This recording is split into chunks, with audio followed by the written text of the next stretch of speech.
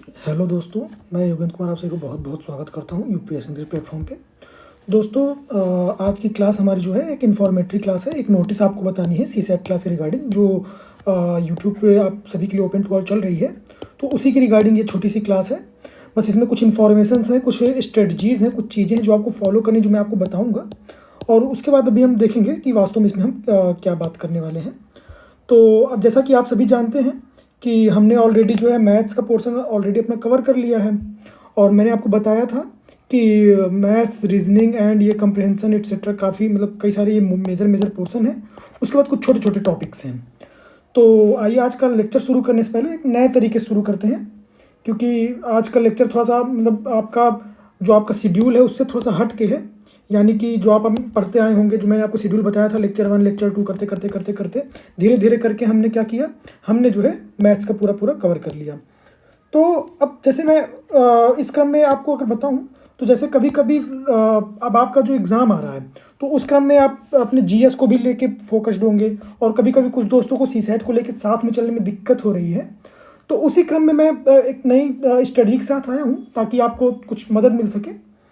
तो आज की जो लेक्चर है उसको थोड़ा सा शुरुआत करने के लिए मैं थोड़ा नए ढंग से करने को चाह रहा हूँ।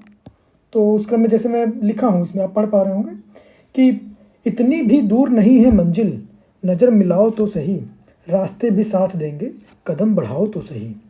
यानी दोस्तों, आपको बिल्कुल घबराने की ज़रूरत नहीं है, क्योंकि लाइफ में आप हमेशा एक जैसे स्टैटिक नहीं रहते हैं।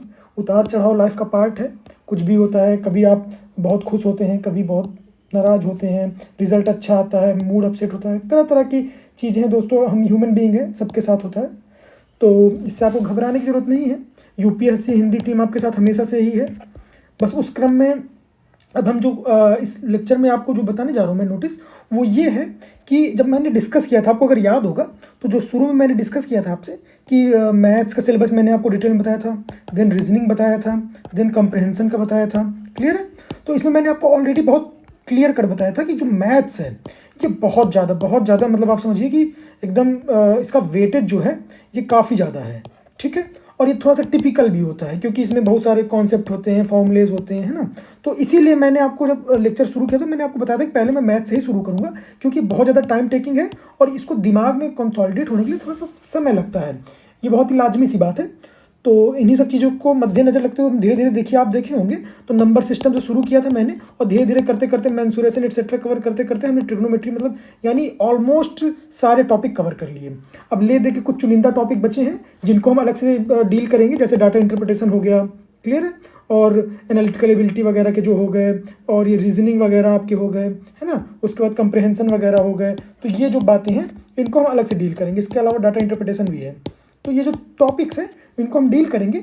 अब मैं आपको 1 महीने का जो है एक ब्रेक दे रहा हूँ। ठीक है? 1 महीने, यानी 1 महीने में आप करोगे क्या? ये बेसिकली दोस्तों थोड़ा सा इसलिए भी ज़रूरी हो जाता है ताकि आप एक सेल्फ इवैल्यूएशन कर सकें। Self evaluation in the sense कि मान लीजिए मैं पढ़ाता जा रहा हूँ जो भी चीज़ें हैं, है ना। तो इसमें होता क्या है कि भाई कुछ दोस्त तो कैचअप कर लेते हैं, कुछ दोस्त को थोड़ा समय लगता है, कुछ के मान लीजिए जो नए जुड़े हैं उनको कॉपअप करने में समय लगता है। और इन द मीन टाइम आपकी जो बाकी शेड्यूल हैं, तो उस क्रम में अगर आप देखेंगे तो मेजर पोर्शन के हिसाब से अगर सीसेट की देखें तो जो आपका मेन हर्डल होता है वो है मैथ्स का। तो मैथ्स तो आपका ओवरऑल कवर हो गया। अब आप इन 1 महीनों में करोगे क्या? इन एक महीने में आप क्या करेंगे? मैंने आपको जितने भी टॉपिक पढ़ाए हैं, क्लियर है, जितने भी टॉपिक, आप कोई भी जो भी रिसोर्स फॉलो कर रहे हैं, ठीक है, उनके PYQ लगाइए। ठीक, उनके PYQ लगाइए, उनको आपस में डिस्कस कीजिए, सॉल्व कीजिए, कुछ अपनी स्ट्रेटेजी खुद की बनाइए। क्लियर है भाई? आपको कौन कौन सी चीज़ें, क्या फॉर्मूले, जो भी जैसे है ना, सबके अपने पर्सनल वो होते हैं, तो आप इन पर काम कीजिए। इसके बाद इन द मीन टाइम जब आप 1 महीने में अगर आप देखेंगे अपने आप को, तो इससे आपका फ़ायदा क्या होगा दोस्तों? एक्चुअली मैं ये क्यों कर रहा हूँ, इससे आपका फ़ायदा ये होगा कि पहली चीज़ तो आपका मैथ्स जो है उस पर पकड़ अच्छी बन जाएगी। ठीक है? और उसके बाद आप जब रीजनिंग पढ़ेंगे ना, जब मैं क्लास दोबारा रिज्यूम करूँगा, कंटिन्यू करूँगा, तो जो रीजनिंग आप पढ़ेंगे तो एक्चुअली बेसिकली दोस्तों लेगा हार्डली मान के चलिए हफ्ते भर या 1 वीक का टाइम लेगा। ठीक है? 1 वीक या 10 डेज जितना भी लगे। ठीक, और उसके बाद कंप्रहेंशन वगैरह भी मान लीजिए 2-3 दिन में कवर हो जाएगा। ठीक है? ये छोटे छोटे टॉपिक हैं, मतलब इसमें कुछ कॉन्सेप्ट्स हैं। तो रीजनिंग और कंप्रहेंशन, तो रीजनिंग में दोस्तों बहुत ज़्यादा आप में से बहुत लोगों को मतलब दिक्कत नहीं होती है, क्योंकि मुझे ऐसा फीडबैक मिला है, बट ओवरऑल एग्जाम के पॉइंट ऑफ व्यू से हम समझने का प्रयास करेंगे कि हमें क्या करना चाहिए, क्या नहीं करना चाहिए। क्लियर है? और उसके रिलेटेड जैसे हम पहले करते आए हैं क्वेश्चन प्रैक्टिस वो मैं करूँगा, कुछ आपको एग्जाम्पल के माध्यम से समझाने का प्रयास करूँगा। फिर होमवर्क जैसे मैं देता आया हूँ, तो इसमें भी कुछ ना कुछ ऐसे स्टैंडर्ड क्वेश्चन, कुछ जो ट्रिकी हैं या फिर जिनमें कुछ लॉजिक छुपा है ना, उस तरीके की चीज़ों को मैं आपको लेक्चर क्लास में कवर करूँगा। तो अब इसके बाद जो है, जैसे मान लीजिए आपने मैथ्स कवर कर लिया, क्लियर है दोस्तों? तो मैथ्स कवर कर लिया तो उसके बाद आप क्या करेंगे, जो मैं आपको बताया कि भाई जितने भी हमारे टॉपिक्स हैं, सब टॉपिक्स, ठीक है। अगर जो दोस्त इस वीडियो को पहले देख रहे हैं, नए नए हैं, तो वो क्या करेंगे, पहले जितने भी टॉपिक्स मैंने पढ़ाए हैं उनको आप L1 से लेके आई थिंक L14 तक है, तो इनको आप ज़रूर देखें, ठीक है। उसके बाद अगर आप एकदम नए हैं और आप जो मेरे पुराने वीडियो हैं जिनमें मैंने PYQ डिस्कस किया है, और सबसे इम्पॉर्टेंट मैंने डिस्कस किया है उसमें सिलेबस को डिटेल में, क्लियर है? क्योंकि आप अगर नोटिफिकेशन में देखेंगे तो 6 पॉइंट एजेंडा है, तो उसमें थोड़ा सा कम क्लियर है। और जो सिलेबस हो गया, और दूसरी चीज़ ये है कि आपको ट्रेंड एनालिसिस, ये मैं बार बार दोस्तों बहुत ज़्यादा इम्फेसाइज करके बोलता हूँ, इन ट्रेंड एनालिसिस, क्योंकि ट्रेंड्स का पता होना बहुत ज़रूरी है दोस्तों, बहुत ज़्यादा। क्योंकि आप ब्लाइंडली मेहनत करते जाएंगे और समय कम है, और लास्ट टाइम में प्रेशर मैनेजमेंट बहुत बहुत इंपॉर्टेंट होता है दोस्तों। क्योंकि अगर आप प्रेशर मैनेज नहीं कर पाएंगे, इसीलिए मैंने देखिए कोर्स से शुरू किया था इस टॉपिक को, कि जो प्रेशर होता है दोस्तों, बेसिकली इसको हैंडल करना बहुत ज़्यादा ज़रूरी होता है। कि कभी कभी हमें लगता है कि मतलब हम सब कुछ पढ़ लिए होते हैं, हमारे पास सारी चीज़ों की रिसोर्सेज, नॉलेज सब कुछ होता है, लेकिन चीज़ों को कंसोलिडेट करना, उसके लिए थोड़ा सा समय जो चाहिए होता है, धैर्य। तो बस वो चीज़ें हैं कि आप बिल्कुल घबराइए नहीं, आप एकदम पास पहुंच गए हैं, बस थोड़ा सा आप हिम्मत रखिए, बस आप धीरे धीरे आगे बढ़ते रहिए। कुछ स्ट्रेटजीज़ हैं जिन पे आपको ज़्यादा ध्यान देना है, उन पे आप थोड़ा सा ज़रूर ध्यान दें, ठीक है। हो सकता है आप में से कुछ दोस्त पैरेलली चल पा रहे होंगे इस लेक्चर को देखते हुए, बट उनके लिए भी ओवरऑल बेनिफिशियल रहेगा। क्यों? क्योंकि मान लीजिए मैथ्स की जो भी चीज़ें हैं, आप उसको कवर कीजिए 1 महीने में, ठीक है। उसको रिवाइज़ कीजिए, उसको अपने आप शॉर्ट नोट्स बनाइए, ठीक है। अपने भाषा में लिखिए, समझिए, क्योंकि सबकी अपनी अपनी शैली होती है। उसके बाद आप इसका जब PYQ लगाएंगे दोस्तों, तो अगर आप चाहेंगे, अगर मान लीजिए आपको कुछ प्रॉब्लम आती है, ठीक है, हो सकता है ओपन टू ऑल कुछ प्रॉब्लम हो। मैं एक्चुअली यूट्यूब पे लाइव आना चाह रहा था, but due to some reasons मैं थोड़ा सा आउट ऑफ टाउन हूँ, तो उस वजह से मैं यूट्यूब पे लाइव नहीं आ पा रहा हूँ। तो इसके लिए मैं ये चाहूँगा कि जैसे मान लीजिए आप PYQ जब लगाएंगे, है ना, तो जो भी आपको प्रॉब्लम होगी, ठीक है, तो जो भी आपको प्रॉब्लम हो रही है, तो इसमें आप क्या करेंगे, आप लगाइए, उसको कहीं नोट डाउन कर लीजिए या फिर मार्क टिक कर लीजिए, ठीक है। उसके बाद जब मैं क्लास रिज्यूम करूँगा तो एक नोटिस जो है जारी होगी आप लोगों को, ठीक है।